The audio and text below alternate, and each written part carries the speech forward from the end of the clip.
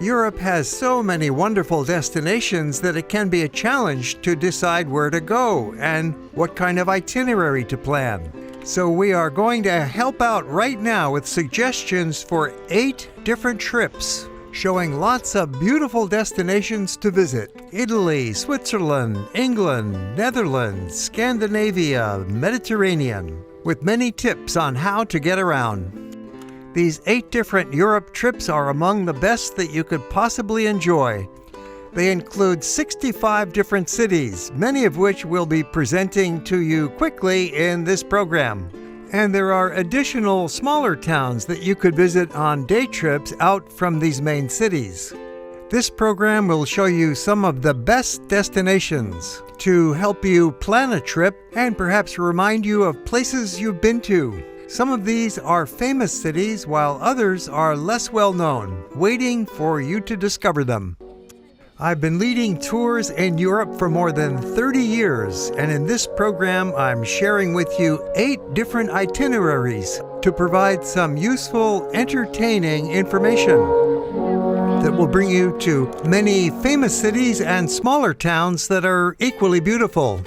I was invited to be a guest on another YouTube channel with my friend Chris Raney and Yellow Productions, where we talked about travel in Europe with some suggestions about getting the most out of your trip. We'll provide some practical tips about how to get around, how to travel by train, where to go, and what to see, based on my 30 years of experience of leading tours through Europe.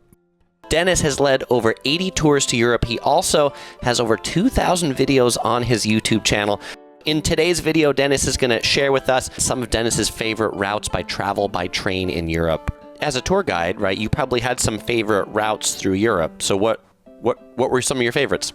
Oh yeah, I definitely developed itineraries. It was things that I put together myself based on my own interest and recognition that these are the important places to go. The most essential itinerary is Rome to London by train, and also Mediterranean, Central Europe, Scandinavia, Northern Italy, Switzerland, British Isles, and more coming right up. My favorite was Rome to London by train, staying 3 days in each place, in Rome, Florence, Venice, Lucerne, Paris, and London, and traveling by train. And so that gives you enough time in a place that you can really do some quality walking and exploring. If you don't have a guide, then you want to do your preparation ahead of time. Those 6 cities, that's a place. If you haven't been to Europe, I suggest you do this. Now I also have descriptions of these itineraries on my other website, which is Tours by Train. I use that website for promoting my tours, but I'm no longer selling it. I'm giving it away. Fairly detailed descriptions there. So these have now become do-it-yourself guides on my website, Tours by Train. You'll find a lot of information about each of those places on the various trips. My favorite country is Italy, favorite city, London. So this itinerary puts it all together. I led that tour 30 times. There's no harm in going back to a favorite place over and over. You'll get a lot more out of it on repeat visits. I'm with you. People always say, Chris, aren't you tired of going to Tokyo? But like every time I go to Japan, I'm like, I need to go to Tokyo because I just love that place. But I know you had some other classic itineraries. What are some of your other favorite? Yeah, let's talk about some of them. Oh, let's talk about Switzerland. It is so beautiful. I did a very extensive Swiss video series that you can find on my YouTube channel. I've been to Switzerland a number of times and did several really nice tours, comprehensive trips through the main destinations, and those videos have gotten more views than any of my other videos. It's a very popular place because Switzerland is wonderful to get around by train. The Swiss Rail Pass is a good value. First class is nice, yeah, but second class, every bit as good. The train gets there at the same time, and Swiss trains are all comfortable. But yeah, Switzerland, the towns are pretty, and obviously the scenery, the mountains, the hiking, the cable cars, and everything is so efficient. The people are quite friendly. They all speak English, the ones that you'll be dealing with.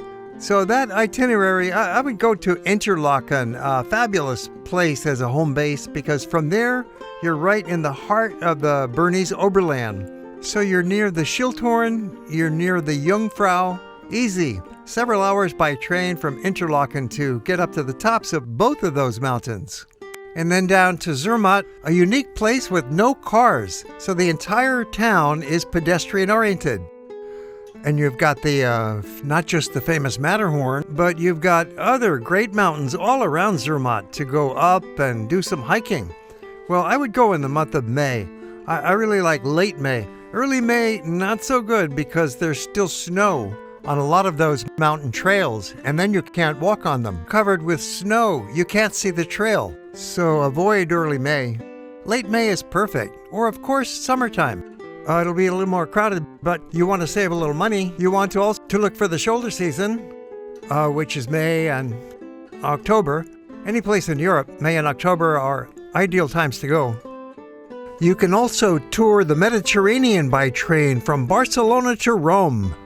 This is such a gem. It's a long trip, Barcelona to Rome, between all the trains and then local buses, local trains and whatnot. We visit about 20 different places. A lot of them are just day trips, but it's a very lively itinerary that I created there, starting out in that great city of Barcelona. One example of over-tourism. Barcelona has been suffering from too many tourists taking their housing, Airbnb. Barcelona has been cracking down on it lately, so a lot of my personal work is actively steering away from places like Barcelona to get to smaller towns. But you can go there and you'll have a great time. And then by train up to Carcassonne. Here's a photograph of Carcassonne Castle at night. Carcassonne is such a magical place. It was, as you can see, a fortified medieval village with 2 walls around it and turrets. You can see the inside of Carcassonne is really quite small. It's a couple hundred meters from one end to the other. And there are 3 little hotels, one of them deluxe. The other hotels are quite affordable, and many restaurants to take care of you. So it's worth spending a night or 2 at a hotel within the walls of the old fortress. And then back to the itinerary, continue on from there to Avignon, which is a major capital of Provence. It's just a fabulous place with so many day trip opportunities out to Nîmes and Pont du Gard, over to Arles, down to Marseille. There's so much to see around Avignon. You could easily spend a whole week there. And the town itself is a largely pedestrian shopping zone. There's the old Pope's Palace, in which they have done an amazing job of providing exhibits inside, including virtual reality tablets that reconstruct what life was like for the popes who lived here. And then to Nice, which is probably the best location, I would say, in terms of so much to see in the town and nearby on this itinerary. You've got Cannes and Monaco, Saint-Paul-de-Vence, and some other towns nearby Nice and the French Riviera, Grasse, Antibes, and so accessible, especially with the frequent train service along the coast. About every 10 or 15 minutes, there's another train coming through. And there's a place where you can buy your tickets point to point. It's quite cheap, just a few euro. And such lovely sights to see along the coastline there. And Monaco, what a town that is. What a country. From here, the itinerary moves along by train and boat to Cinque Terre, the beautiful 5 villages along Italy's Ligurian shores. Have some fresh pasta and fish at an outdoor restaurant by the sea, and then visit Portofino, another one of Italy's most picturesque places.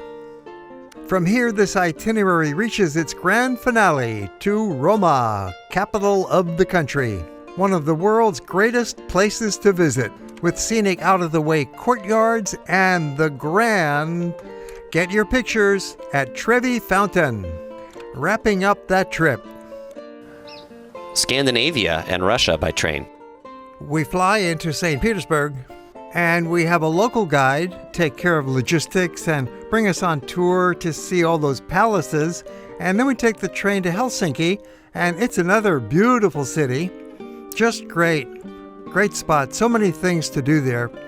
Then we take the ferry over to Tallinn and have a free day walking around in Tallinn, a medieval city that's got a wall around it, and castles and turrets and cobblestone lanes and restaurant waiters in costume. and the whole day is spent in Tallinn. Then we take an overnight ferry to Stockholm. Very comfortable ship. It's like a cruise ship. Capital of Sweden, Stockholm has a charming old town with cobblestone lanes. And then from Stockholm, it's by train over to Oslo. It has a large pedestrian zone and trams that will help get you around to the beautiful gardens and sculptures and museums and shopping areas. Great city. And then either an overnight ferry down to Copenhagen to continue, or sometimes we'll take a train from Oslo to Bergen. That's another great experience. I've got a video about that. That's one of my most popular. I've had probably 1 million viewings on Oslo to Bergen, they call it. Norway in a nutshell. This Flam railway is the steepest standard gauge train in Europe and offers so many viewpoints that some people travel it multiple times. Then you take a boat through the Sonja Fjord from Flam to Bergen. The fjord is the longest and deepest fjord in all of Norway, with beautiful views of the shoreline along the way. After several hours in the boat, you'll get the first breathtaking glimpse of the town of Bergen, located in the head of a long natural inlet, enhanced by a picturesque harbor lined with historic buildings and many boats and surrounded by 7 mountains. Arriving then at the dock in the heart of downtown Bergen. And that town is also worth a day or two, and fly out of Bergen. They've got a major international airport. There's a question in the chat too about what's your favorite country in Europe? You mentioned that everybody you take wants to go to Western Europe. Favorite places wherever I am, but in truth, Italy. It's got to be Italy. Well, the Campo di Fiori in the morning is endlessly fascinating. Just watching the place come to life.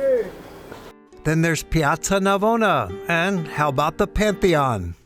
I keep going back to Italy. I've been there 30 times and love going back for more because of those little towns, those historic, well-preserved pedestrian lanes, and the old stone buildings and relaxed lifestyle, and the food, the wine, and the mountains. The train service is mostly very good. It's quite efficient in Italy. It's improved a lot over the years, and there are just so many towns to visit. It's astonishing. Tuscany and Umbria each have got at least 20 places that would make a good destination, and that's only one small chunk of the country. And then there's Rome, Florence, and Venice, naturally. Here's a quick preview of our trip through 20 cities of northern Italy. We're taking you on a grand tour of northern Italy, traveling by train, by boat, and on foot, walking through these beautiful places. We'll be visiting a couple of big cities, including Genoa and Bologna, but mostly we're visiting smaller towns, experiencing their history and modern life today. These towns, such as Brescia, are ideal destinations because they're not so crowded. They are much less famous than those super popular cities such as Rome, Florence, and Venice, which are always packed with tourists. We'll show you how much more there is to see in these smaller, out-of-the-way places that I'm calling my top 20 towns of northern Italy. The towns are pretty close together and connected nicely by train, so it's easy to get around and see a lot. We begin in the harbor city of Genoa with its delightful waterfront promenades, and my favorite attraction of the city, a vast pedestrian zone. One of Europe's largest, making a delightful place to go for a stroll. Genoa is at the center of the Italian Riviera, with towns stretching east and west, beautiful to see. The closest, most attractive town nearby is Camogli. Camogli is a small but spectacular waterfront town. Switzerland, France, and England, those are my other go-to places. And favorite city is still London. It's such a great place with so much to offer. And the English language is helpful and so delightful to hear that accent. And the theater, friendly pubs, and the city itself is really a series of villages all connected together and makes for great walking. It's 3 stories, 4 stories high, so you're not overwhelmed by gigantic high density. It's just as pleasant as could be. And the buses and the tube, the riverboats are all good for getting around there too. And then you're in striking distance of the rest of England. Now there's another tour I do. We can talk about a British Isles itinerary. I've done this trip leading groups and also traveling on my own. We start out in London, and then, we go down to Bath. Again by train, up to York, that very well-preserved medieval town, then over to the Lake District, taking a drive through the Dales. The Yorkshire Dales are so pretty. And then time in the Lake District, Windermere, and so on. Staying in Bowness is a good place to stay. Edinburgh is such a great city too. And then we fly over to Ireland. In Ireland, if you're on your own, you could go by train. It's somewhat limited, but you could go from Dublin to Galway by train, just 2 hours, take you over to the west coast, and Galway is just a beautiful city, a wonderful place. You can also go from Dublin to Killarney and to Cork by train.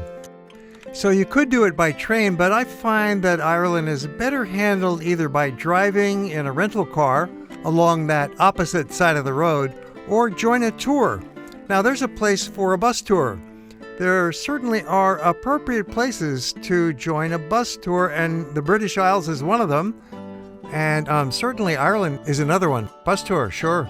Yeah, speaking of Ireland and accents, when OC Girl and I went to Ireland, and by the way, we did that train from Dublin to the West Coast, and that was a lot of fun. But the accents, we were like, are these people speaking English? I think it's English, but you're like, wow, it's impressive. Yeah, but the British accent is definitely, it's kind of the fun, proper accent, right? I feel like somebody's reading a bedtime story of Peter Rabbit to me or something when they speak in that proper British accent. I love it, yeah. Well, living in London as a little kid for 3 years made me that much fonder. I was there from when I was 4, 5, 6, and 7. Right on. In London. And I had a British accent, like I lost in about 2 months in California. I'm sure. At age 7. Now I don't have any accent.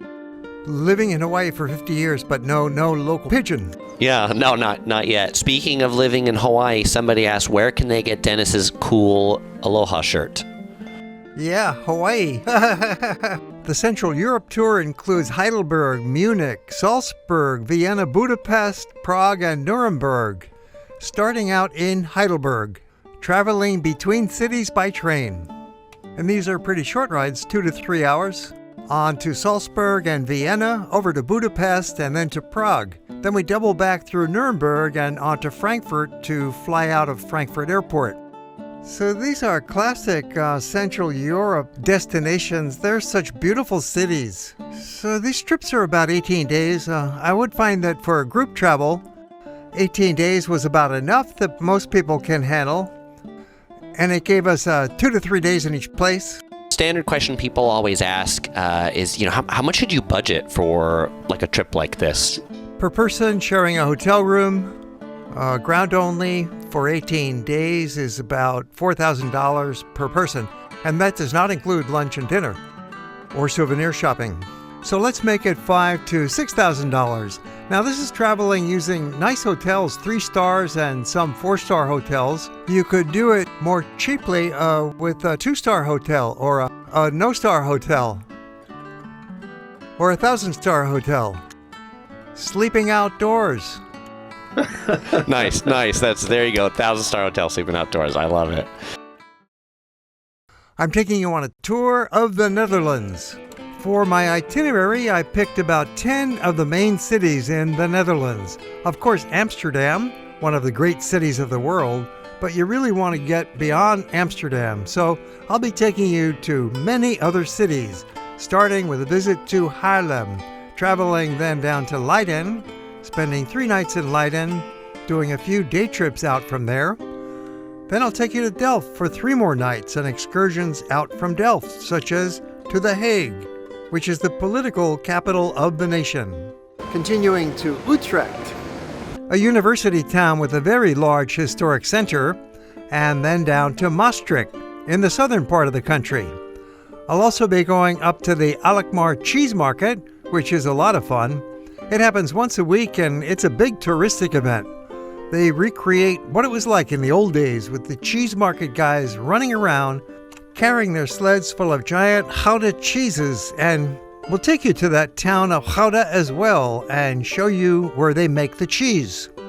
And then on to Rotterdam. The great modern city of the Netherlands. And then up to Amsterdam for the grand finale.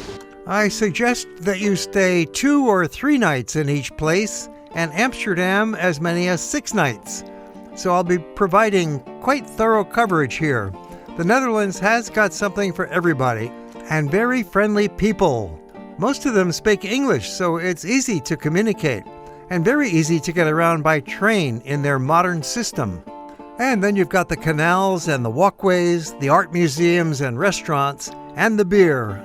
Great food, modern skyscrapers. You've really got everything in this one small country. After all those spectacular destinations and suggestions of what to see, let me leave you with what might be the best tip of all. Sometimes it's great just to wander. Never mind the principal signs and directions. Go the opposite way. Go down those little narrow alleys. Get into the local life of the town. I want to thank Chris Raney for having me on his YouTube travel channel, which is a place you should definitely visit. You can learn a lot more about all of these destinations on my main website, which is Towns of Europe. And there you'll find links to my many other videos about travels in Europe. Putting this video together has been a great satisfaction for me personally because it summarizes all of the main tours that I've been conducting over these past 35 years, and now gives me a chance to share all of that information with you.